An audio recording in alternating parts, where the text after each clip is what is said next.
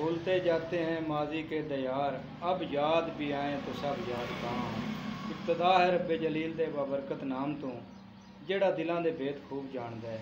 ਵੇਖਣ ਵਾਲੀਆਂ ਅੱਖਾਂ ਤੇ ਸੁਣਨ ਵਾਲੇ ਕੰਨਾਂ, ਤੁਹਾਨੂੰ ਸ਼ਫਕਤ ਬਾਰੀ ਮੈਂ ਸਦਕੇ ਮੈਂ ਵਾਰੀ ਦਾ ਸਲਾਮ ਪਹੁੰਚੇ।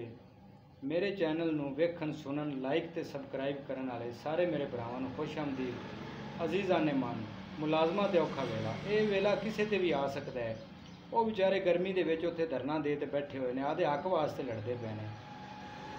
ਆਪਾਂ ਹੋਰ ਤੇ ਕੁਝ ਕਰ ਨਹੀਂ ਸਕਦੇ, कम अज़ कम उन्होंने वास्ते हक की आवाज़ तो लाइए।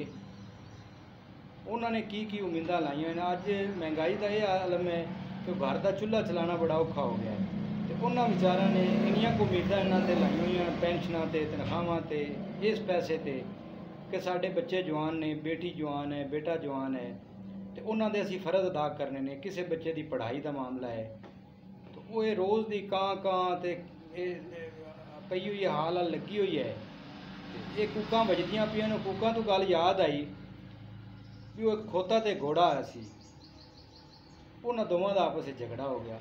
झगड़ा की होया बई घोड़ा आंदा सी भी आसमान का रंग नीला है, खोता आंदा सी भी नहीं नीला। उन्हों का झेड़ा चलदा चलदा वो एक बादशाह को चला गया। तो बादशाह ने पूछा घोड़े तू भी हाँ बई, तो घोड़े आख्या भी आसमान का रंग नीला है।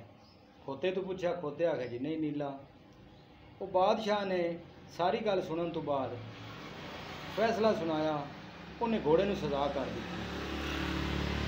घोड़े ने जो सज़ा हुई तो घोड़े आख्या बादशाह सलामत, तुहानू नहीं पता भी आसमान का रंग नीला है?